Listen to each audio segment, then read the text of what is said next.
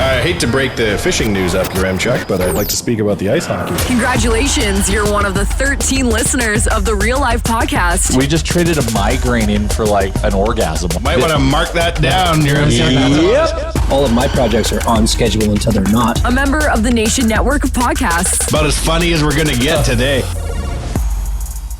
Episode 195 of the Real Life Podcast. And for a few minutes there, it was just myself, Tyler Yaremchuk, and Wanye. And we chatted for a little, sat in silence for a few minutes. And then Wanye just said, let's just start and see what happens. So I decided to hit the start button. While I'm playing the intro, Chalmers and Bag Milk joined the call. So we have a pretty much full cast here for episode 195. Wanye, I personally was looking forward to a two-man podcast for yeah, it would have been amazing. No one shouting over each other. Chalmers came in and ruined that. Chalmers, how's it going? Good. How are you guys? Not too bad. Not too bad. Bagged milk? I was posting memes, bro. Noodle memes or hockey memes? You name it, I got memes for it. Makes sense. The meme master. Do you ever steal some, or are they all originals? Well, it depends, right? Like sometimes I'll go. So one thing a subreddit I subscribe to on Reddit is meme economy. So there's basically all kinds of templates, and sometimes they have examples on how people are using those templates. So I'll look at the example and I'll be like, oh, I can spin that into an Oilers thing, or oh, I can spin that into an Arby's thing, or whatever. So both, I guess. I've always kind of wondered what the process was behind making these memes, and I figured that there was some like sort of bank that you had access to that was allowing you to get like good templates. Interesting to get behind the scenes of that. I follow financial accounts and hip-hop memes and weed memes. Okay. There's bountiful content. And then I just look at them all with Bag Milk, and we fire them back and forth, and we're like, oh, that's funny. And sometimes you just repost. Sometimes you make it into something about noodles. Yeah, I mean, like sometimes you can find a meme that has something to do with, I don't know, like a completely unrelated topic, and then it works out perfectly for Doodle Noodle, or it works out perfectly for the Oilers, or whatever. So, yeah, you just got to be creative, man. For those of what's you your listening, favorite meme? Sorry, buddy. Bag Milk, what's your favorite meme you've made in the last little while? You know what? Honestly, my favorite. This one I made yesterday for. It's the Will Ferrell cracking a beer. Yeah. And I put me training for an Edmonton Oilers playoff run. Good. And that one exploded on Facebook right now. It's at about 45,000 impressions on the Oilersnation Facebook page. So that's probably my favorite one, but also I don't remember most of them that I make. So what do you mean you don't remember? Well, it's just kind of in through one ear, out through the other. Onward we move. Are you the big one pushing Arby's memes? Because I've seen a lot of Arby's content recently. Yeah, I mean that's yeah, absolutely. And I think that until Arby's starts... somebody in a nightclub? What the fuck? Oh, yeah. Are we recording? So for the first 2 minutes of this podcast, it was very good audio quality. And then at about the 2 minute and 10 second mark, my audio lines are all over the place because Jay showed up and started just basically clanging around. Like, what are you doing? We're recording. I thought you were teaching your Remchuk how to do memes. I'm pulling a Chalmers pop in. Holy Lord. We were doing both, teaching me about memes and recording a podcast. Oh, excellent. When it was just me and your Remchuk here for 4 minutes, we didn't say a word to each other. And then we're like, fuck it. Start this shit. It was the best this podcast's been in months. I'm kidding, of course. Okay, before we get into podcast content, I should let everyone know that this podcast, as always, is brought to you by the fine folks at Japa Machinery. If you're looking for heavy equipment, Japa has you covered with do I call them 815s or 815s? Probably 8. Well, that's for the courts to decide. They got those. They got packers, asphalt rollers, excavators, and more, all available, all rental equipment. It comes clean. It comes sanitized, which we need to emphasize. Sanitized gear at Japa. It's newer. It's serviced, all by Japa's fantastic team of heavy-duty mechanics. Check them out, japamachinery.com. All right, so now I'd like to set the record straight and say I'm an 81.5 guy. Okay. The classic. I think I'd be more of an 815. I'd be like, hey, bring the 815 over here. I pictured you as an 815 guy. What I hear is a pack of fucking lies. Sorry, children listening. Effing lies. I do have people who... I just did a Facebook Live interview with ATB. What? And Hold on. What? I dropped a swear. Ooh. You just did a Facebook Live with ATB? Yeah. What? What are you, the customer of the year? Why? Oh, I'm out here working on these streets. What? These virtual streets. What did you talk about? I talked about running businesses during COVID and other things. All the fantastic stuff we're doing at Doodle Noodle. I said shit. Wow, that isn't even a swear in 2020. I know exactly, but I'm sure I offended many. You can play shit on Words with Friends. If you can play it on Words with Friends, it's not a swear. Can you? Chalmers, I was playing a game with your son, and I was gonna drop tit for like 32 points, and I was like, I can't do it. I'd go to jail. He would have loved it. You know what? He actually, and the reason I know that you can play shit is because he came to me where there was hit, and he wanted to make a word where the S would land on top of hit, and it would have been a triple word. And he's like struggling with it, obviously internally. And he comes to me, he's like, Dad, I really want to play this word, but I'm not sure if I should. And I'm like, well, what word is it? And he shows me, and I'm like, you know what, buddy? I respect it, and yes, you can play it. I'd say, hey, you know what, son? You play that shit. Yeah, exactly. He's pretty good for a 9-year-old kid. He plays all of my friends, and he likes to tell me about how he gets really in depth in the games and how my friends, they just don't take it easy on him, but he loves it. Like he wants to be getting better. It's pretty cool. I like that game. Oh yeah, I play for keeps against your son. You got to. But he fights. But he claps back though. He claps back. I got a lot of respect. He does. He's got those tricks. So on Words with Friends, you can play these lightning rounds, which is like basically there's 5 players per team, and you have 5 boards that your team works through. Once you play a word on one board, you get transferred to the next board. And it's the first team to 750 points. So, like, if you're the top scorer on your team, you're probably having around 180 to about 220 points. And he dominates. His most ever is like 348, and he usually averages around 240, 250. He knows all those little tricks, all the little Q eyes, the little X eyes, all the little S's and ERs to the end of words. Like, yeah, he's gotten it down, man. Proud of him. Have I told you guys about the online girlfriend I met on Words with Friends? What? You read the dirty dog. No, okay. I'll give you the whole story. I wasn't sure if I brought it up on this podcast yet, but you know how sometimes you just get matched up with random people? All the time, yeah. In life or what? No, on Words with Friends. You can just start random games. So like 2 months ago, not enough of my friends were playing, so I just hit random game, and I got matched up with Leah R. By looking at her photo, I would guess she is in her late 70s. So we've been playing now for a couple months, and she messages me like 2 or 3 times a week, but I never respond. And the messages have gotten like a little bit more creepy the more we go on. So it started back. Ooh, share some. Okay, so back on May 15th, remember, I have not responded once. She goes, hi. Oh, sure. 5 days later, have a good day. Then she goes, darn, you used the Z. I said, hello. Your turn. Hi, Ty. Can you say hi? I know you can spell LOL. Oh, boy. Then on June 9, she started telling me good morning. By June 16th, about 5 messages later, she goes, good morning, T. And then on June 18th, I debated stopping playing her because she just messaged me and goes, you are so cute with a little happy face. Hey, man, we're not here to kink shame you, Remchuk. If you want to get in there, buddy, you go for it. This is exactly how my parents met. She is shooting her shot. I'd love to know how many Words with Friends hookups and marriages there have been. I bet you there's some. For real? Oh, for sure. I bet you there's some. Companionship. There's a lot of people who think that you like that good rapport in a game like that is to message you if you don't know them, and they'll just say hi or something quickly. I literally resign every game if I see a little bubble. Well, I just resign the game. I'm like, I'm not here to talk with you. But I always worry that it's like some hook, right? They're trying to hook you. It's like, hey, go to this website, and you're like, what in the fuck is going on? I'm very, very skeptical about those. Chalmers. Back on June 25th, she said, ignoring me, ? I, again, did not respond. And I must have played some weird word because she just messaged me the next day and went, risque words, smiley face. Oh, You yeah. tease her.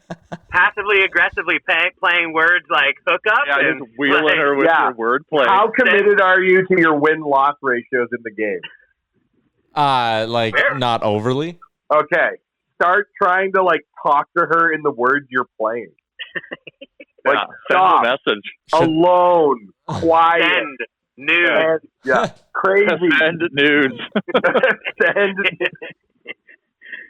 It's funny So because I don't care about the win loss. I'm more worried about my average score. Yeah, me too. My average score point. Speaking about potentially people who have hooked up or gotten married off of words with friends, I'm embarrassed to admit this. I know Bagmel will support this. I've been getting into 90 Day Fiance. Oh, it's the best. Are you watching The Other Way? Buddy, I watch all of them. There's so many different flavors. I throw them all on. It's the greatest show on TV. I'm passionate about this shit. So there's that one girl who got catfished by some guy who lives in India, found out, then fell in love with the guy. And was the catfisher. Yeah, his name was Sumit. Yeah, no, that's great. It's the best show ever. Why catfish? Are you trying to get someone's credit card number? What's the end game? I don't know. No, so this guy specifically, he worked in a call center, and he always had a dream. He was in an arranged marriage also, I should mention. And he always had the dream of meeting an American woman. But he didn't think, he had a low self-esteem, so he didn't think that any American woman would love him as he is. So he went out and found some beefcake and started chatting with random people via the beefcake. And then they started actually connecting on on an emotional level. It's like Shallow Hal, man. Remember that movie? Exactly. But again, just like Shallow Hal, a love story blossomed out of an unlikely scenario. I like to think that Mrs. Wanye is out there catfishing someone right now. On the strength of her personality and vibe, then she's out there pretending to be a beefcake. Yeah, I mean, 90 Day Fiance is the greatest show on TV. Isn't catfishing just basically another way of playing, having Sims? It's a way of escaping your reality and being somebody totally different, and that makes some people feel. Well, if you work in a packed building in India out of a tiny little apartment, and you can pretend to be a hunk from Florida, I get it. You're right. It's like an avatar. Yeah, and I used to also watch the TV show Catfish. So sometimes their motivation it's seedier. It's maybe I can get some money. Maybe they'll send me some money or something like that. But here's a new website, Bag Milk. Sorry to interrupt. Here's the new website. You arrange male and female models to send constant supply of photos to people who are catfishing people. Oh, yeah, because some shit's I got this guy to go, and this bikini model's like, all right, I'll send you 8 snaps a week for the next 20 years. Yeah, and then they make a little feed. She's like, oh, she doesn't believe this is actually me. Can you send me a photo of you drinking a coffee or whatever? And you're like, of course, for $9.99 a month, of course. This is good thinking right here. This podcast is taking a weird turn already. It might be a better business model than OnlyFans. And then somehow you could lend money to people. That's the end game. Business is booming on OnlyFans, my friend. It's really like a cash checking play. Where in the end, you're like, "Hey, girl, if you really love me, I'll cash your paycheck for $3 on 100, and I'm open late." Yeah, it's a payday loan company that under the guise of catfishing. Yeah, payday loan uses $8 million in AI to go catfish 100,000 people into payday loans. Yeah, the future, your Chuck. We won't need to leave our houses. Yeah. Okay. Well, if that's the future, and that's the story of why Jay's in an ATB ad. Yeah. Okay. So Jay, you were on Facebook Live with ATB, and you mentioned that you were very nervous to be doing this. My response to that would be: you do podcasts, you do TV all the time. Why did this make you nervous? I get nervous about everything. That's how I know that I'm on. If I don't feel nervous, I got concerned. Are you ever nervous for this podcast? No, I'm not nervous of this because I'm just chatting with my buddies. We're buddies, right? You're Chuck? Yeah, I'd love to know. For me, I never get nervous about much in terms of having to talk unless I'm in front of people. Yeah, but you're real media. You're genetically engineered. Yeah. You know what, Tyler? I used to get, like, you talk on the radio every single day, and you Mhm. mind your P's and Q's, if you will. The first time I started doing radio, I was, like, panicking that I would unleash a random fuck on 6:30 Chet or something like that. Do you know what I mean? I can see why that'd be a concern, but like for me, there's thousands of people listening to the radio when I talk. It's whatever to me. I'll make a complete ass of myself. I'll really say anything. But if I'm at like a Canadian brew house doing an event and there's 6 people who probably don't even give a shit about me there, but I have to go talk on the mic, my hands start to sweat. Like any sort of like in front of people talking, like live in person stuff, that's what gets me fucking sweating and a little nervous. Do you have buddies getting married yet, Tyler?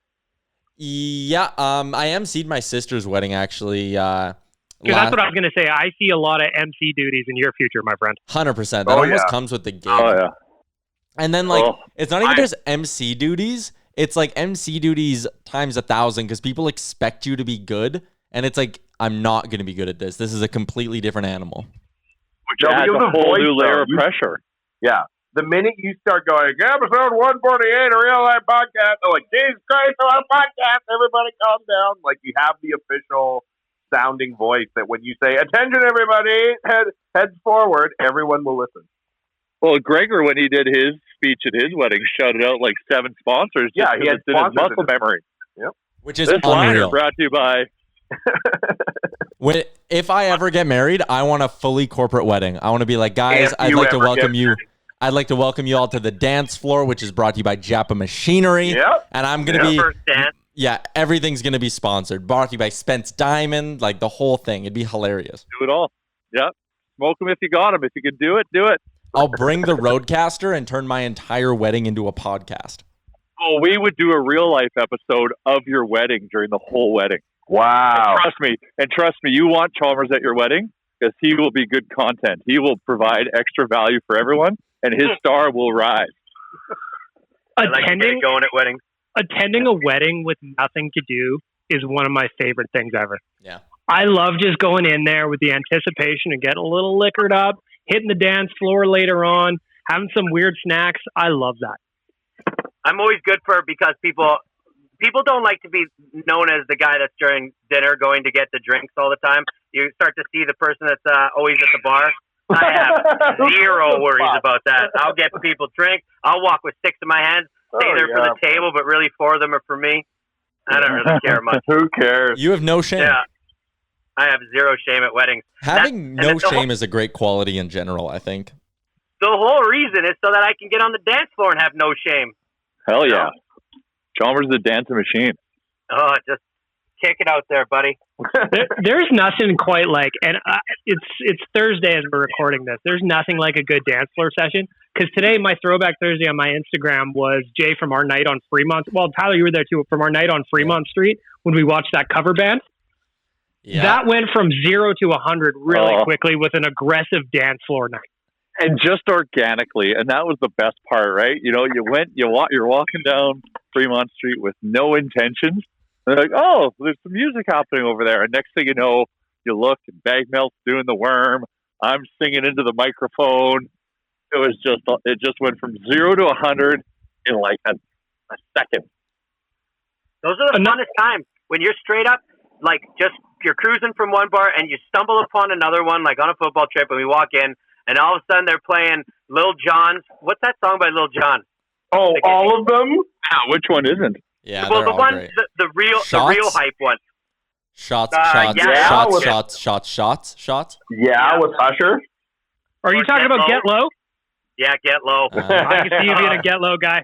Oh, buddy, we were in Mexico. I waited for that song to go on. Oh, dude, I can see you, Chalmers, in my mind's eye at the Senior Frogs where Jay went on the water slide. Oh, yeah. Coming into that song, smooth. And I swear it was one of the first times I ever heard it. Yeah. And you were out of your mind on the rum punches, whatever the hell we were on in those days. Oh, God, rum punches, they'll get you going.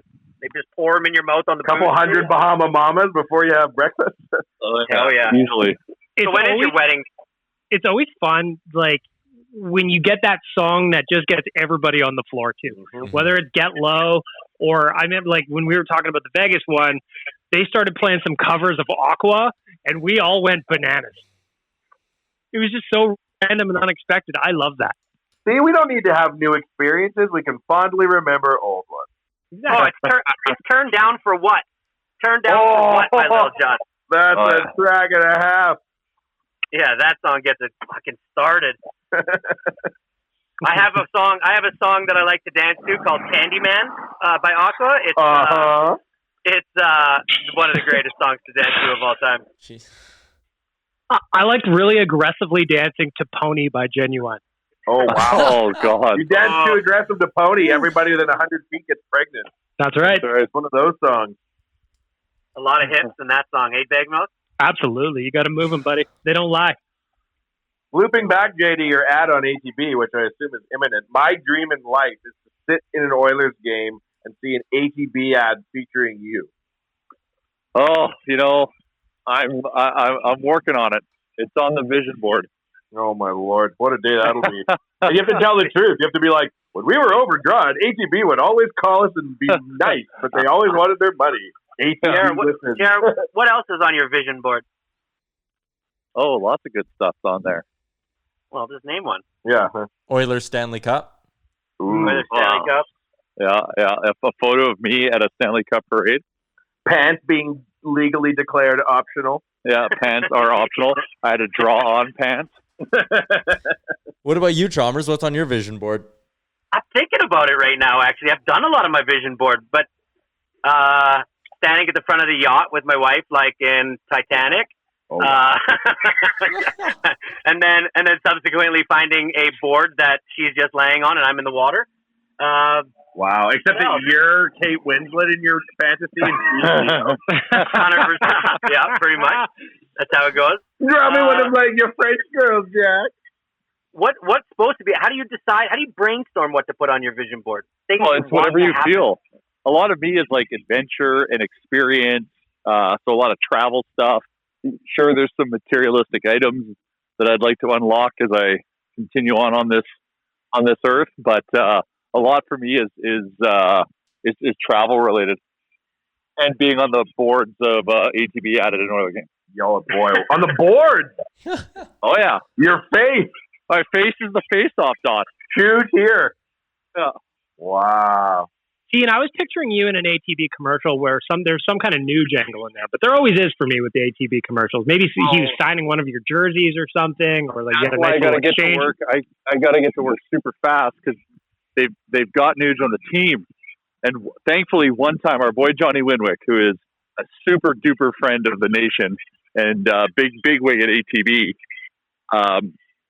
he invited me. I got to go to this cystic fibrosis dinner that the Nuge is a celebrity chair of. I got to chat to the Nuge for 3 seconds, and he laughed at my joke. That's good living. Oh, it was an honor, and then I got a photo with him to prove it. You know what I think is on my vision board? I think the number one thing on my vision board that I will cherish for the rest of my life is if I was ever lucky enough to get a hole-in-one. I think that's really like my greatest life accomplishment that I have not done yet. Interesting. Of everybody I know, it is shocking. It has always been shocking you don't have a hole-in-one because I would argue you're the best golfer out of everyone. I was 3 feet. Yesterday, 3 feet, and I was just like, "This is never going to happen. It's just never going to happen." Oh, I don't say that. Getting to witness JR hit 2, that's just like a real gut punch. And then I see some memes where the lady's like, this lady she played her first round of golf ever on the 5th hole, a driver on a 120-yard hole, and she dunked it. And I was just listen, Chalmers, you can't say it's never going to happen. You have to believe. If George Michael didn't believe, would he have started Wham? I think he believed. He believed in the hit.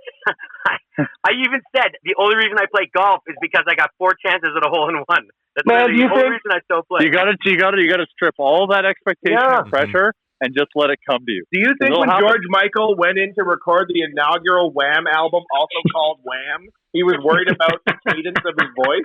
No, he knew the fucking hits were gonna flow. He knew he had a beautiful voice. He had feathered hair and high-waisted jeans and the looks of a god. He'd be fine. You could say he had faith, even. Amen. You step up to the plate with the confidence of a young George Michael. So I hate to hijack, but speaking of golf, you know how we talked about I was at the That's links a weird segue, but sure. On Monday. Yeah. So I played with my nephew at that practice round, and I gotta say, other than the fact that there's standing water on most golf courses right now due to the rain, the links and most golf courses, the links in general, it looked really, really good. So I was really impressed by the golf course. Now, I went out and played this practice round with my 15-year-old nephew. We were teamed up with two other kids, both who had their moms with them. Wow. And their moms, because their moms like take them around, almost like a caddy, right? They drive their carts. And shooting ducks in the barrel, Chalmers? Yeah, I mean, these are practice rounds. These kids, their parents. A lot of their parents are there. These two weren't like helicopter parents. One was simply just pushing the bag along. The other one was simply just driving the course. I could see myself doing that. It was kind of nice. They didn't put pressure on their kids, which I really liked. So the first kid that I met, his name was Tommy. He was 17 years old, and he was from a course just outside of Okotoks called Pritis. And I started talking to him. He right now is trying to decide between two schools to go to, Kent State and Boston College. Wow. Ooh, those are legit. At 17 years old, this kid was legit. And he was, not a huge kid. My nephew towered him by about a foot, but this kid bombed it. So I was really, really impressed. And I think he shot one over that day. Wow. But the second kid that we played with, she was a 13-year-old girl. And I had to get her name because she's somebody to watch. She's also from Calgary. She'd been playing golf for only a year. This is her first year of golf. And JR, I shit you not, she had one of the best swings I've ever seen. And the power that she generated at 13 and the short game, the fact that she was able to flop 60s at 13, it was one of the most impressive things I ever see. I don't know what she shot because I really wasn't paying too much attention. What's her name? Her name was Asa. Gosh, now I don't remember. It's on the tee card. But I would have got her autograph. So the moral of this story is when we were talking about how good kids are these days, it's a lot different, man. Like I beat my nephew. I played pretty decently. Attaboy. But so you can go online and look at how these kids are doing in a 3-round tournament. The leader right now is 5 under, a kid named Hunter Thompson from Glencoe in Calgary. And 5 under. 5 under. And he was and the next closest, because remember how I said it would be around +1, +2. Yeah. Well, the next, everybody else is +1, +2, like this kid's obviously on another level, right? So no kidding. It's pretty, man.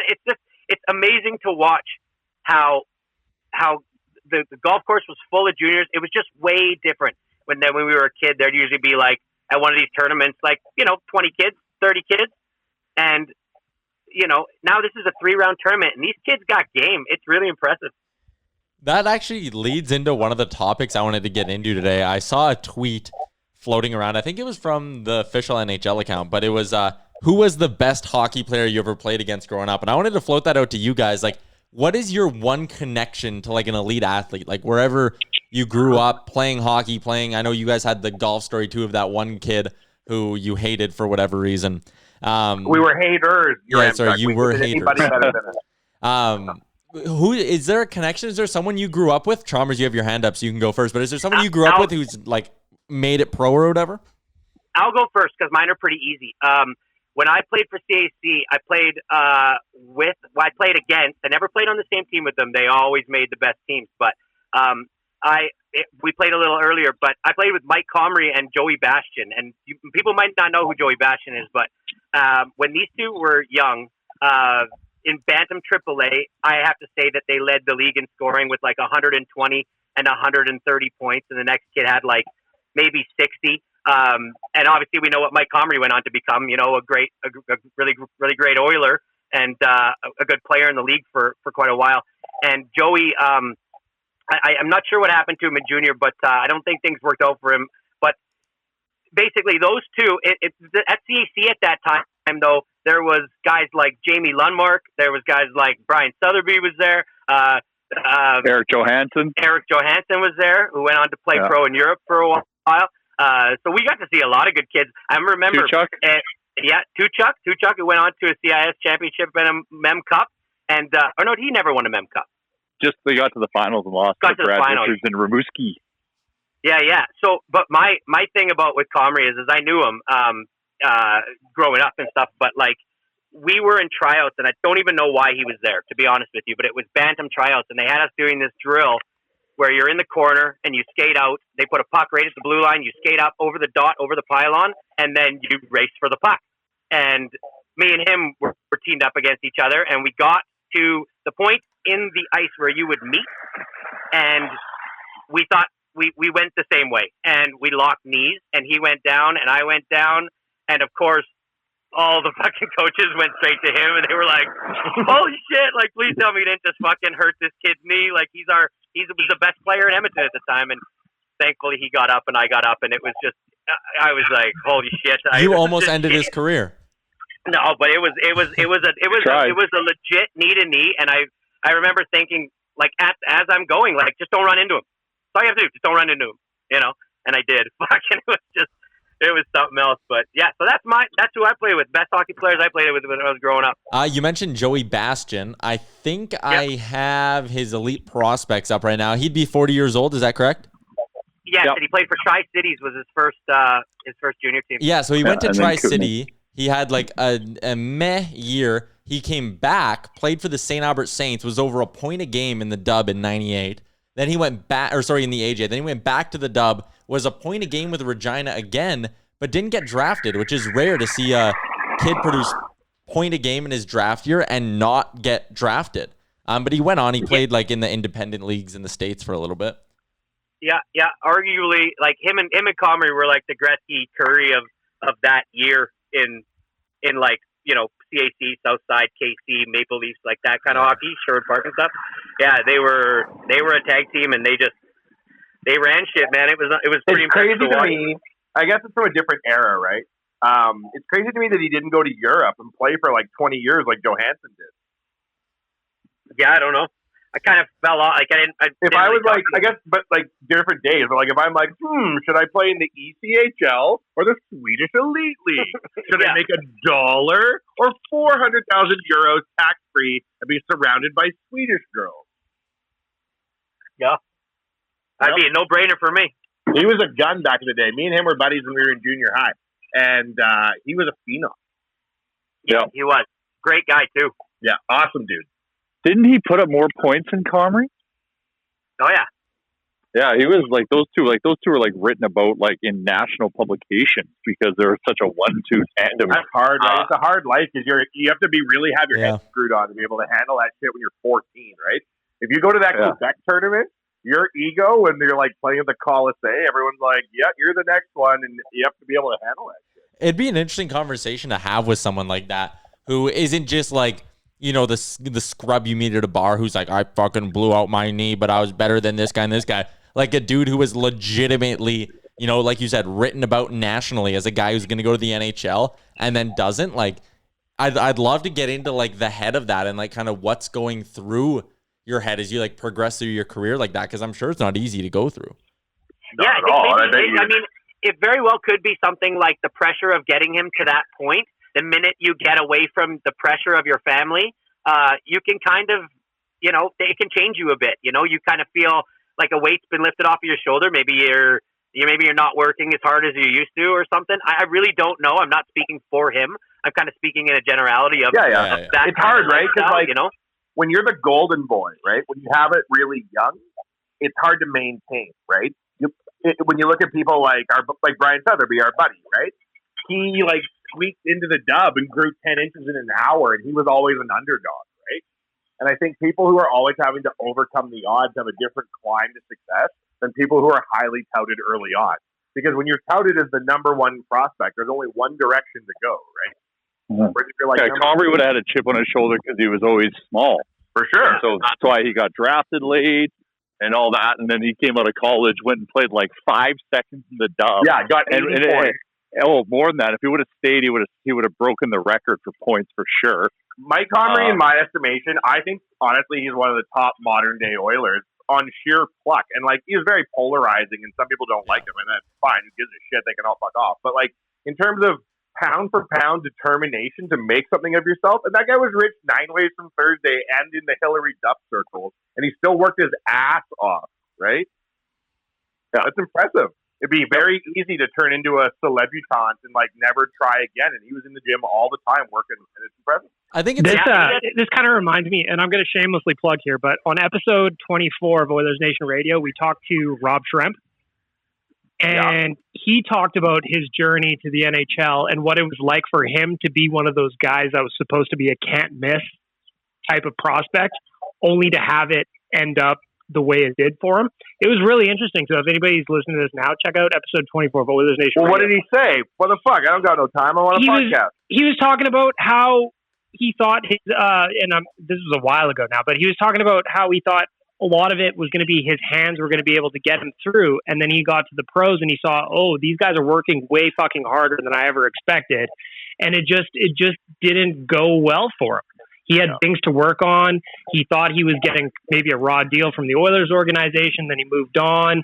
And then it just kind of snowballed its way in the wrong direction. And it was a really interesting conversation. Then he also talked about what that did on his mental health in terms of going from, all right, I'm a star with the London Knights. I'm doing all these weird, awesome shootout moves in Oilers rookie camps.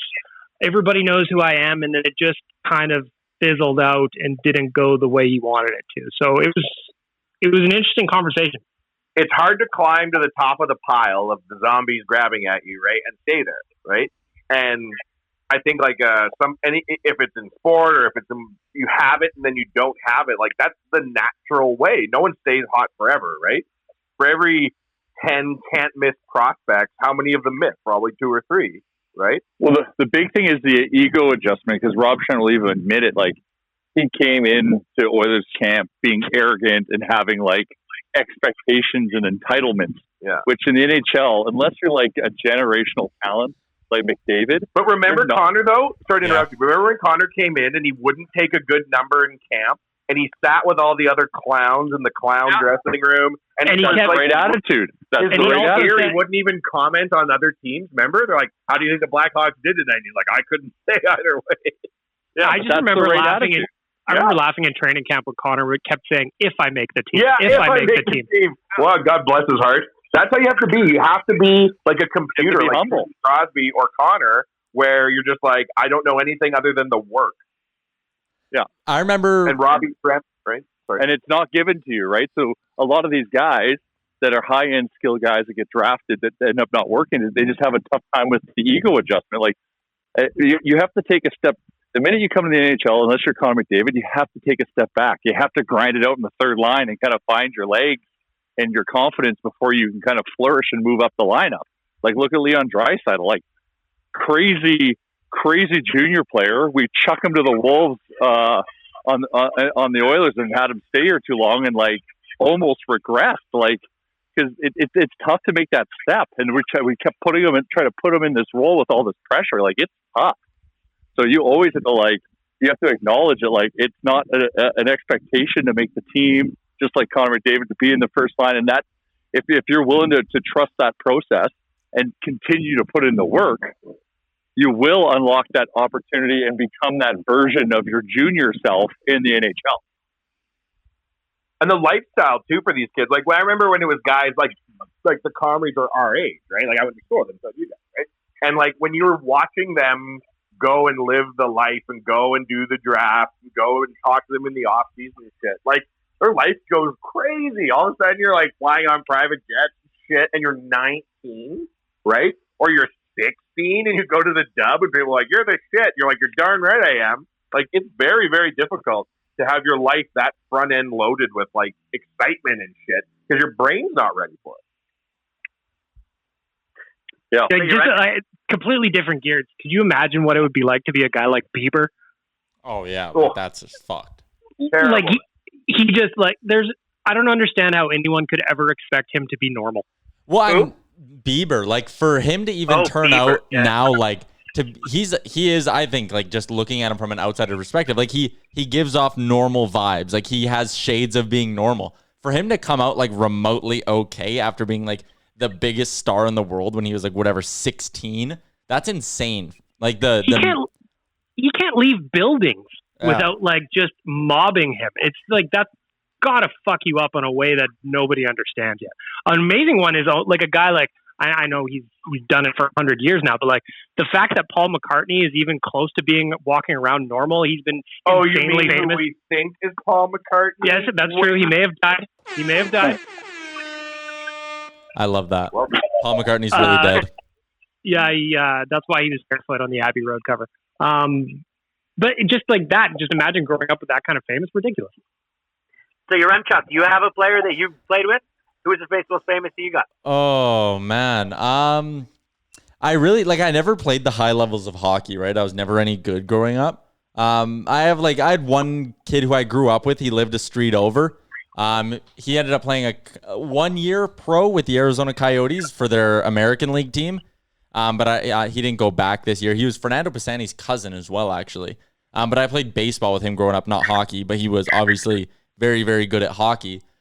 Same thing, grew up with another kid who went to Washington State on a golf scholarship, and he won, I think, the Alberta men's tournament last year. And now he's, debating trying to go pro and all of that stuff. So no one who went to supernova levels.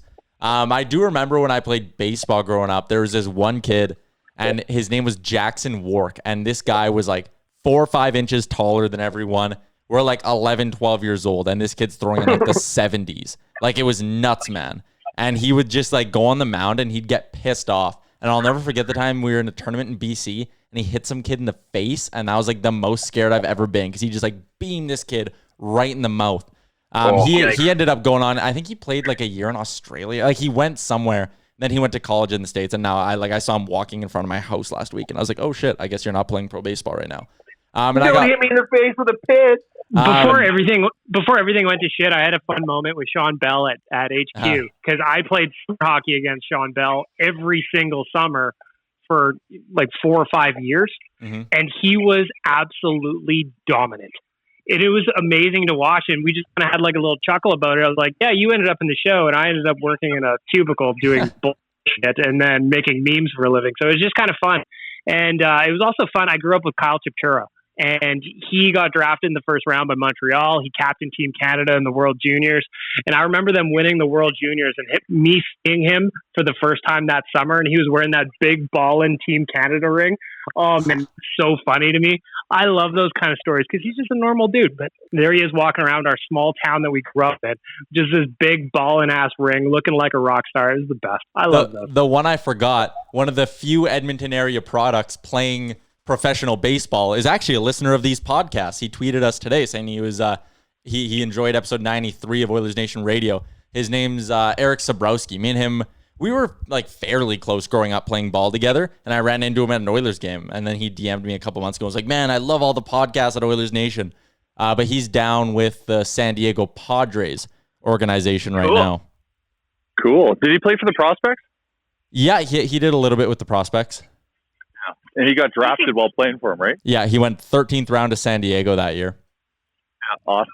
Speaking of the Prospects, I haven't been following this, but I had seen something a month ago where obviously we were going to be keeping a team. Somebody had signed a deal. Randy what Gregg. Does anybody know? Yeah. Does anybody know are they going to be playing this year? Is that league even running this year? Their league announced 2 months ago that they pulled the plug on it.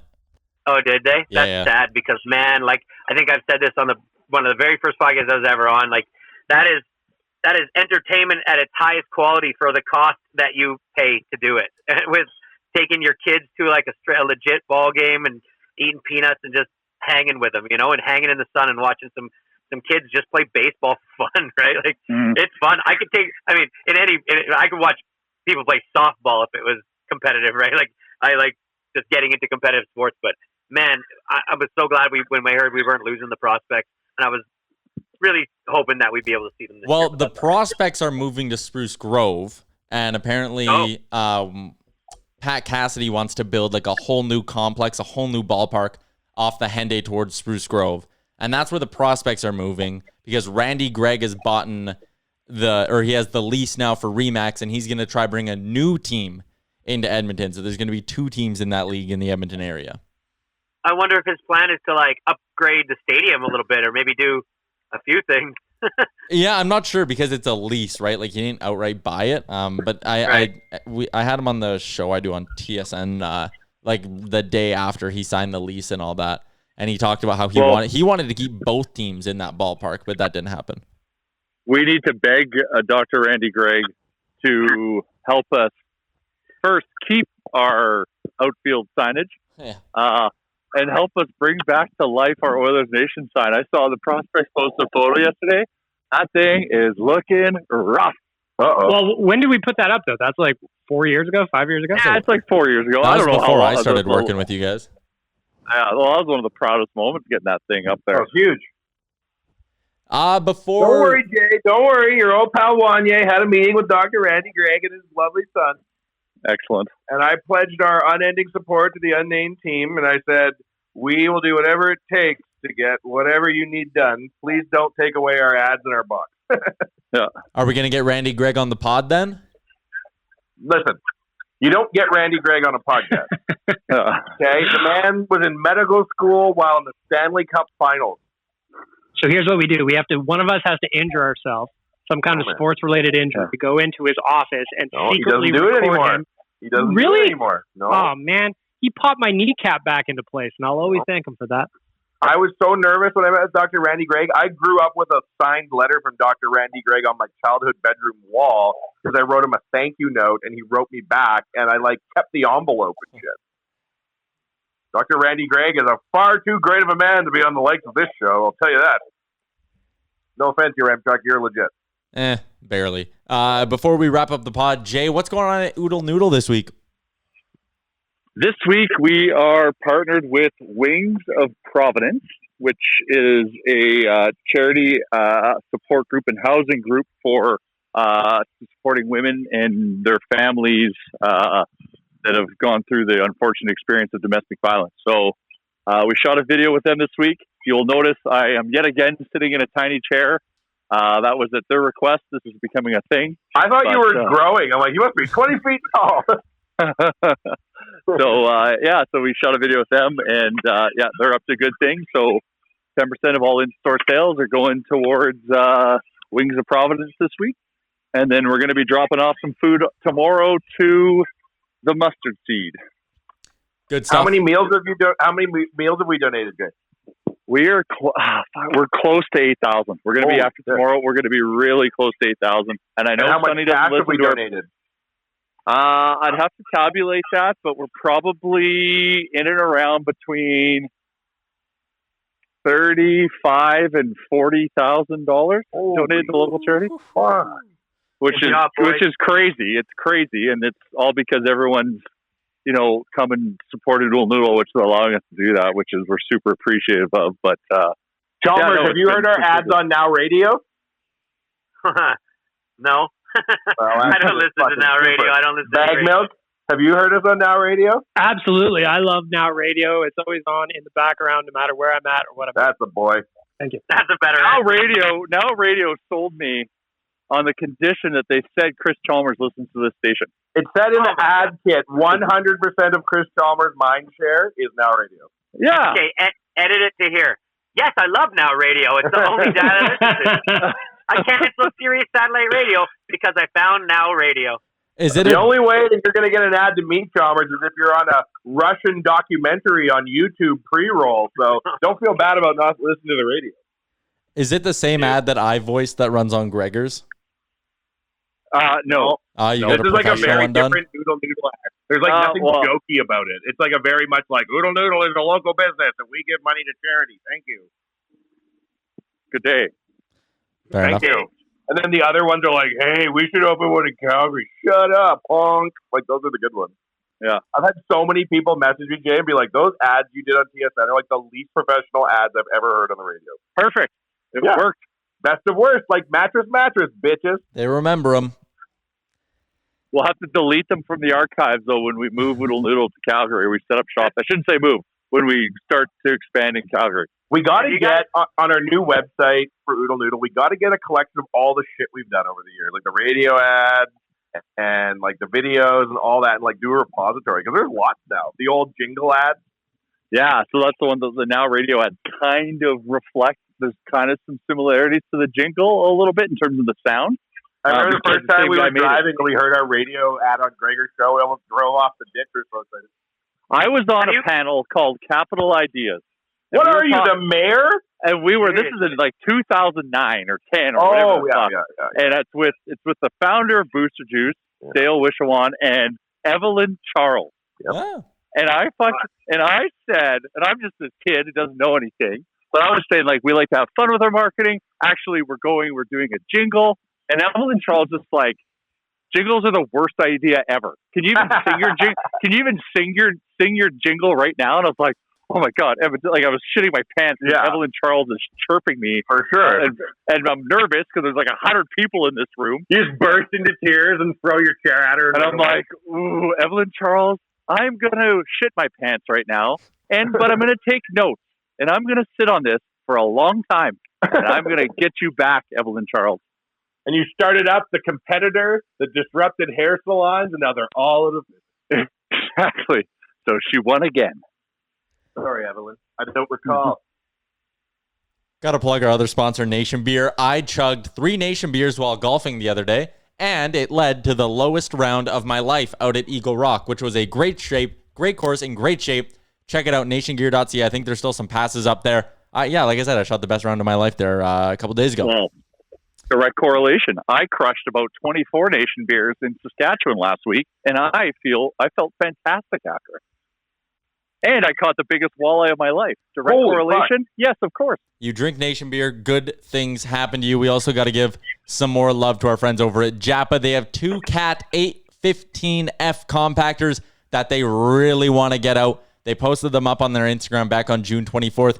Go check those out if you're in the business for a Cat 815F compactor. You know where to go. You need to go to Japa, japamachinery.com, or give them a call, 780-962-5272. Any closing thoughts before I wrap up this podcast? It's an 81.5 if you're a hardo like me. Fair enough. All right, sounds good. Episode 195 of the Real Life Podcast is over. Hey guys, I'm going home. Great job on making it through the entire hour of the Real Life Podcast. Don't forget to like and subscribe wherever you get your podcast from.